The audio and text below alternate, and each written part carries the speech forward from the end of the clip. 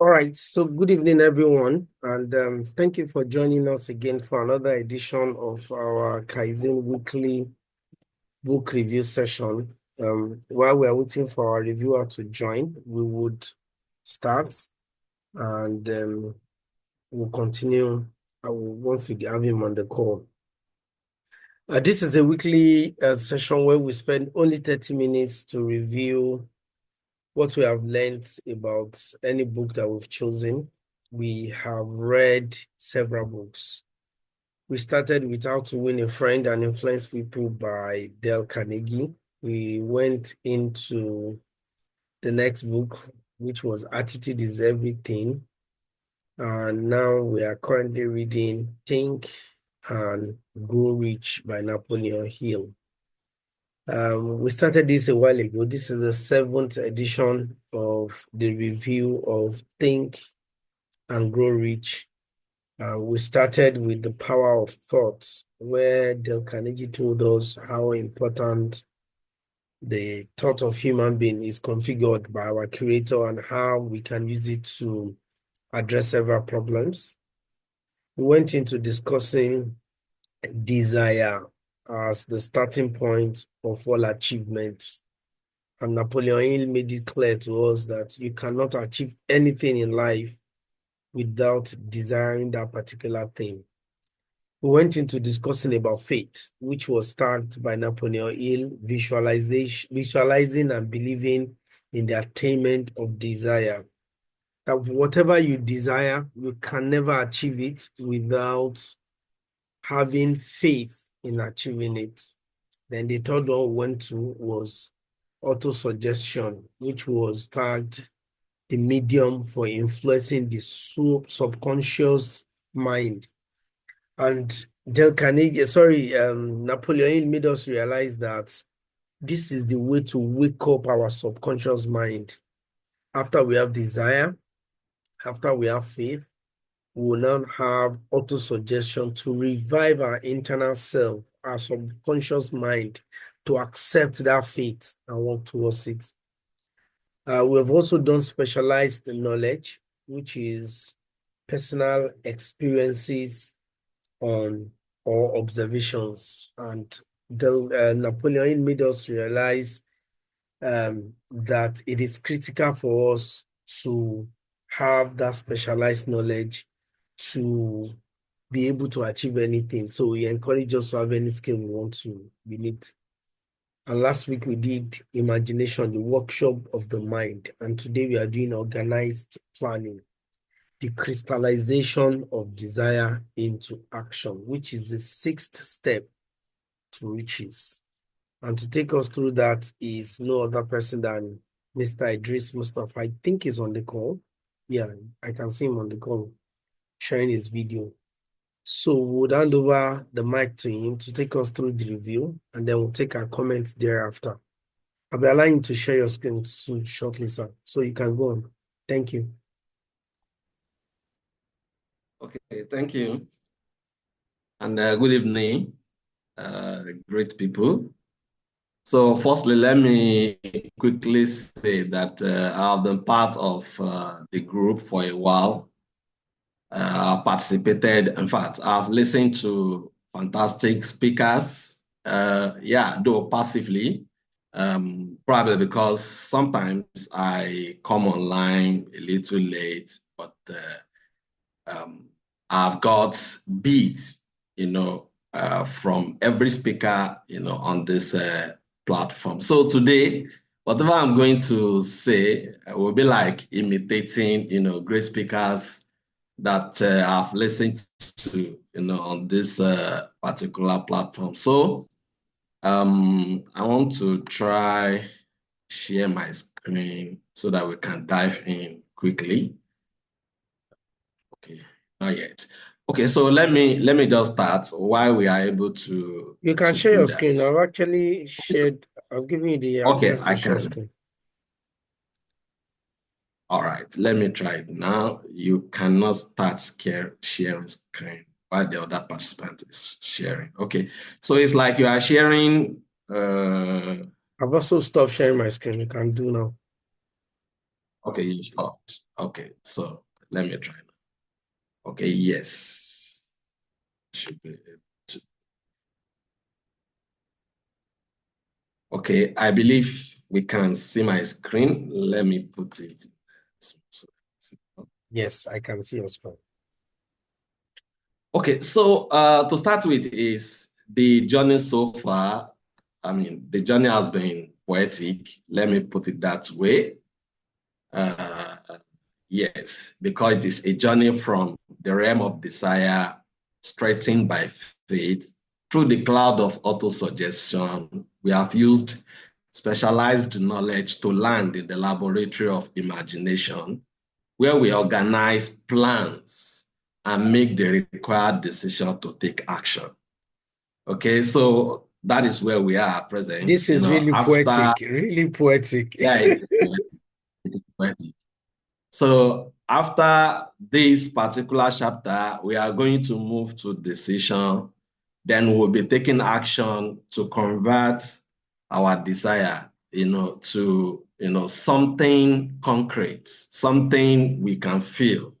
If you remember at the beginning of the book, that is chapter 1, you were asked that, okay, if you desire money and you want to convert, that your desire for money, you want to convert it to the monetary equivalent, you're asked to take some steps. And then one of those steps is for you to make plans or for you to make a plan. So this chapter is going to tell you how to make, that practical plan. So that is what we intend to do in this particular chapter. So there are basic 4 things that you need to do to make that plan. Okay, maybe before I start with these 4 things you need to do to make the plan, let me quickly say that the meat of this discussion, I just, picked it, going through the whole of the chapter, about 37 pages, one of those things that I feel is one of the meat of the discussion is that to make money is not easy. Yes. So, if this particular book, Think and Grow Rich, if at this particular time is telling us that you should just do a magic and then that desire turns to money, I mean, we'll say, okay, yeah, it's easy. But writing about 37 pages of the book telling you how to plan, not even, how to actualize getting the money, but how to plan, an action to get the money. It's telling you that to get money is not easy. And it's not only money. Everything that you desire to achieve, to, convert that desire to, something real, it's not just easy. So, and that is why we are making so much plan.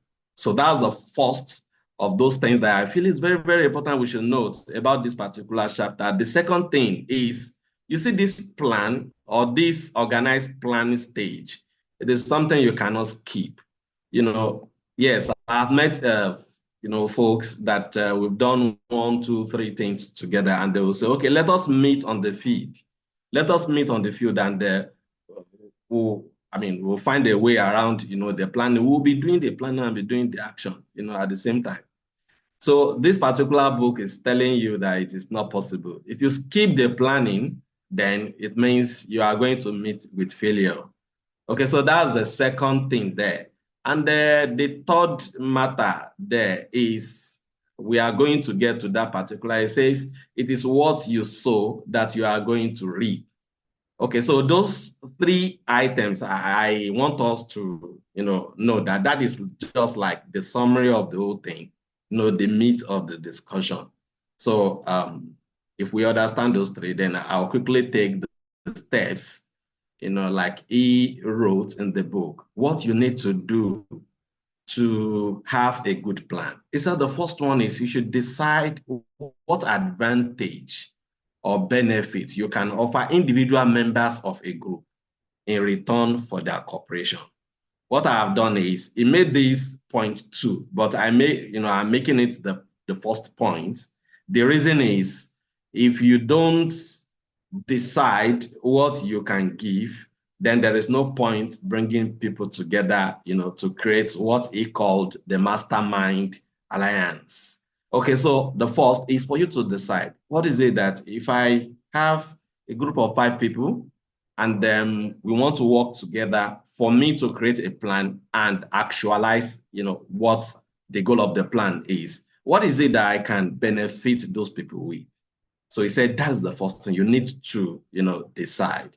Then the second point here is that you should form a mastermind alliance to create and carry out your plans. So there is a chapter 9, where he went ahead to expatiate on what he meant by mastermind alliance. But here, the basic that he gave us here is that the mastermind alliance is you creating a group where you have individuals there. Those individuals, there are things you want to take from them. We'll come to it, but you should know, you should decide what you can give for their cooperation. So he said that's the second point for you to have a good plan. He said the third one is that you should arrange meetings. You should arrange to meet at least twice a week until you have jointly perfected the necessary plans. So you see, you bring the group together, you meet them frequently until you have perfected the plan. Then number 4 is that you maintain perfect harmony between yourself and every member of your mastermind. Okay, so you can call that mastermind, you can call it whatever you want to call it. You can call it, like you are forming a cabal, you are forming whatever name you want to call it. But he's saying that this is a step for you to have a very good plan, an organized plan. You can't skip it. There is no other way around it. Okay, so the question will be that why? Why do I need to form this kind of alliance? He said number 1 is that this is a very important undertaking. You need a faultless plan. Okay, so that's particular statement, faultless plan. So you want to have a plan, not just a plan, but a faultless plan. So why do you need to bring people together to get a faultless plan? We will get to it. He said number 2 is that you need the advantage of the experience. So we are getting to it now. You need the advantage of the experience, education, native ability, and imagination of other minds. So he established that you cannot have all. You cannot have the experience, the education, the native knowledge, ability, and the imagination. Only you. You can't have all. So this is the reason why you need to bring those people in so that you can tap, these that you need to have a practical plan. You can tap it from those minds that you have brought together. So quickly, he said, this is the method followed by every person who has accumulated a great fortune. So, I mean, that statement is just like, a revelation. People that make money today, we can call their name. In fact, I had, a particular song, somebody said, Baba Godo, èmi náà fẹ́ gun range o. Dangote olórí méjì, maybe it was Dangote or someone else that he mentioned, or it's Otedola that he mentioned, I cannot remember. Okay, so he mentioned somebody, I mean, the person does not have 2 heads now, so I want to also, that is a desire. So this man is saying that if that your desire, if you cannot follow this particular step, I mean, you cannot make a good plan. And he established that this is the way that every other person that you can mention, Otedola of this world, Dangote of this world, and so on and so forth, this is what they have done. So if you want to be like them, and you need to follow this, there is no two way about it. So then,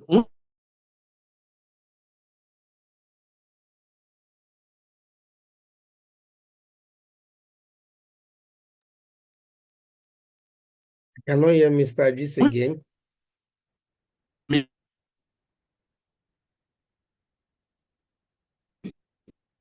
Is that my network, or is it a general problem from it's a problem from his network? I can't hear him too here. Generally. Okay. All right. So let's just give him a few Okay. seconds. Okay. Okay, can you hear me? Yes, we can now hear you.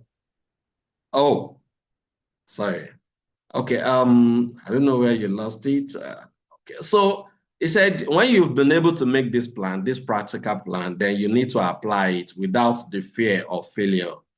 He made mention of somebody, Thomas Edison. He said he failed 10,000 times before he was able to perfect the electric bulb, thing. So that was the person that we have, on record that, you know, uh, brought up the person that discovered electric bulb. He said he tried 10,000 times. Okay, so it means when you have made a practical plan, that is just a step. Then you need to apply the plan. Why applying the plan? You put the plan to use the first time and you fail. I mean, you should not say, oh, no, it means it's not working. He said, what you need to do is you replan, you renew the plan and you apply it again. If you fail again, you renew the plan and you apply it again. He says somebody has tried something 10,000 times before he eventually got it. So you should continue. Then he put a note there. He said, a quitter never wins and a winner never quits. Okay, so if I want to explain this in relation to the plan, I would just say that it does not mean doing the same thing over and over. He said, if you have the first plan, you've perfected it, you apply it, it fails. You come back and look, okay, what is it that we have done wrong in this particular plan? You renew it, you add to it, you adjust it, then you apply it again. It is not like you apply the plan. When it fails, then you say, okay, yeah, we'll continue to apply the same thing. No, you renew it, then you relaunch it. So that is what it meant. So, and you should have it at the back of your mind that until you are able to get it to work, that is when you have got it. If that's not worked, you continue to renew and you relaunch. Okay, so that is a point. Then he said, all great fortunes began in the form of compensation for personal services or from sale of ideas. Okay, so here is establishing it that don't look at, I'm going to get everything, this fortune I'm talking about, without giving out, without giving something, for it. He said, it is the compensation for whatever you can give. That is where you are going to make the fortune. So here, there are two things. He said, number one, personal service. So what is the personal service you can render? Number two, he said, sale of idea. What is the idea that you can put, to use that people will be able to get something that they are not getting from? Okay, so he said, it is no disgrace to be a follower, but it is no credit to remain a follower. Here, he said, people generally, you can divide them into two. There are those that are the followers and there are those that are the leaders. The leaders are those that they've perfected a plan, they've applied it, it's working for them. So they have a business or they are, at the ends of affair in a particular organization. Okay, so and the followers are those that are expected to learn from them. Okay, here, if you come in as a follower and you feel you should, be paid the way the leader is being paid, then you are wrong. Then you are wrong. You cannot be paid the same as what the leader is being. Hello? Go on, please. I think somebody unmuted earlier. Our time is fast spent. Okay, so let me rush. Okay, so yeah, I will try as much as possible to just rush through the remaining because of time. Okay, so then he made mention of the 11 factors of leadership. And of the 11, I only picked two that I feel, one should, just be so much aware of. Willingness to assume full responsibility and cooperation. Okay, so this, it's what I have seen over time that a lot of people that are, in the position of leadership are seriously lacking. They don't want to take responsibility and they don't want to cooperate with any other person. Okay, so he said this lack of leadership is where your opportunity is. I read somebody that said there are two things we are lacking in this world: good leadership and trees. Okay, so I mean, we can expatiate on that one, in another time because of time. Okay, so apart from that, then he said there are 10 major causes of failure of leadership: expectation to pay for what they know instead of what they do with what they know. I've mentioned a little about that. Then the fear of competition. So these are things you should, try as much as possible to do, to avoid. Then he said further fields in which new leadership will be required. He made mention of that. Because of time, I will not be going into it. Media, to market services. He also, add, a list of that. Then he said there are 8 musts, of an effective resume. Okay, so here he's talking about you have a personal service that you want to render. So you need to prepare a resume, something with which will sell your idea, to the people, that will introduce you to the people. He said a lot of things, but because of time, I might not be able to go into it much. Okay, so he made mention that it is not the best lawyer, that knows all the law, but it is the one that is able to present, a brief that will win the case. That is the best of lawyers. So you should think about that. Then he said that he made mention how to get the position, the exact position you desire. Then he said jobs are partnership. Okay, so even if you are the owner of the job, so you will say that it is just a partnership between yourself, the employees, and the real boss are the people that you are rendering the service to. Okay. Then he said, what is your QQS? What is Q? The first Q, quality. The second Q, quantity. And the last Q is spirit. Okay, so the quality, you can explain it like every detail of what you are doing. The service you are rendering, you know every detail about it. You give every detail about it. Then he said the quantity is about capacity. Okay, then the spirit is the conduct, through which you give the service. Then also he talked about capital value of service.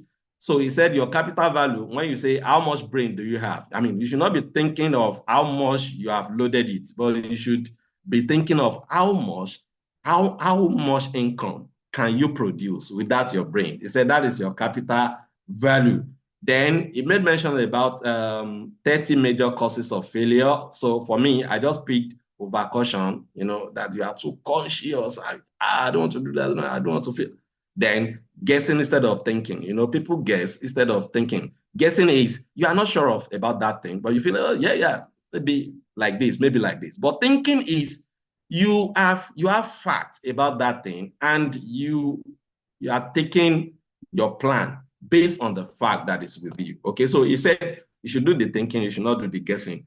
Then he said you should take inventory of yourself. So there are 28 questions you need to ask yourself, and I think that is an individual thing. You should do it yourself for you to know where you are. Then somebody will ask, where are the opportunities? So there, I mean, it just painted a very simple analogy. You sit down in your house in the morning and you put breakfast in front of you. Let us say you are eating rice and the plantain and the stew and fish. Okay, so just look at it. The rice is from where? The stew on it is from where? As in the ingredient of the stew, from where? The people from the north, whatever, from different part of the country. He said that food that you are eating, if you are to go and get everything to make that food yourself, you won't be able to do it. So it means there is a mastery behind, you just getting those things around you and putting the food in front of you. There is something behind it. And he said, what is behind it is organized what? Organized, how do you call it? I don't want to use that word, capitalism. He said organized capitalist. So it is those capitalists that put everything together. They do their business. They are making profit, yes, but they are providing you with that particular thing. So you can continue to say the capitalists are not good. You can continue to say the big business, those ones, they are just, milking us. You can continue to curse them, but there is no way you can make fortune if you don't join them. So that is what he's trying to put, to you. Then he said that miracle, that food you are eating has been provided, is just like a blessing provided by, the capitalists, okay, or the business people. Let me put it like that. Then he ended it, he said, God is on the side of the individual who knows exactly what he wants, and he just go to do exactly, the way he he said if he is determined to get just that he wants. So in summary, what he is saying is that you can, market your personal service, you can market an idea that will form into business. But the plan, you must make it. And that plan, you can't make it except you have a mastermind, alliance that you put together. And that mastermind alliance, you must be in harmony with them. So, and if you are in harmony with them, when you get the plan perfected, you launch it, you get it the first time, then you should thank your God. If you don't get it the first time, you renew it and relaunch. You renew it and relaunch until you get it. He said that is the way. There is no shortcut about it. And I think I will just close here because of time. So thank you. Thank you so much, Mr. Idris Mustafa. I know you have a lot to tell us much more. But the truth is that we just need to just share a bit of our thought. And Elvis, thank you. And Moses, thank you for sharing your thoughts as well in the chat. Honestly, this particular chapter is loaded. And because I can see him saying 10 things, saying 11 points, 20. So, down with this guy. When I was reading it as well, I was pitying the reviewer, like, how is he going to summarize all of this? But this to tell us that this is just a bit of what we can share, and we really appreciate. So we open the floor. We have just 2 minutes to go. So open the floor for anyone that has 1 or 2 things to add before we wrap up. 1 or 2 minutes.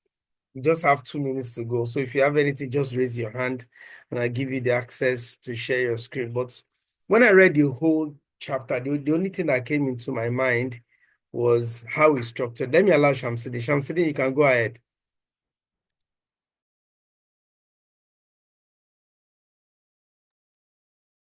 Shamsidi, your mic, please go ahead to unmute your mic.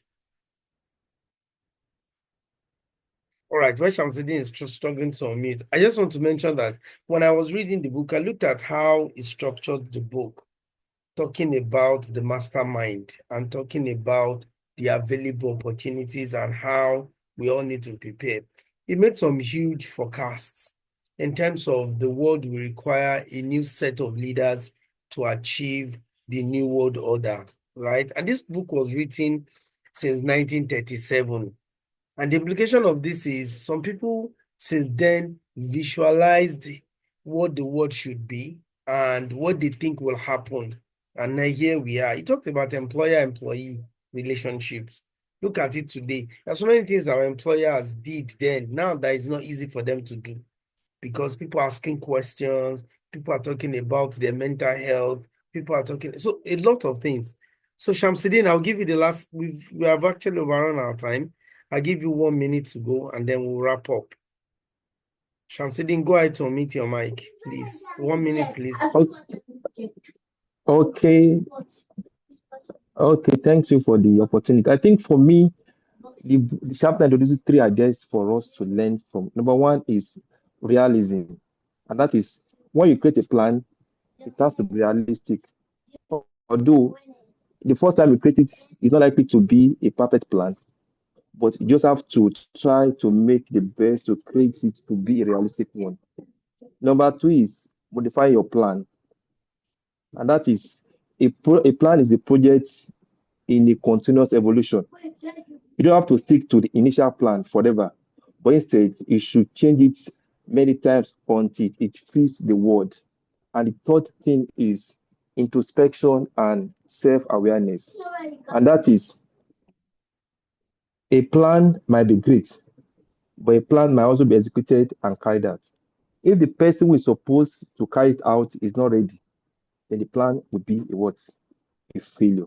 So we have to create ourselves, we have to train ourselves to make sure that our plan is being executed the way we want it to be executed. So those are the 3 things that I want to add to what Mr. Idris has said. Thank you so much. Thanks so much, Mr. Samsudin. We appreciate. So we're wrapping up. Don't forget to follow us on our social media and Facebook, Facebook, LinkedIn, Instagram. Follow us and like and share our tweets and our posts. And also all of this, we always have our Kaizen game night. Also, let us be prepared for that time. Thank you so much, everyone, and have a wonderful weekend. Bye-bye.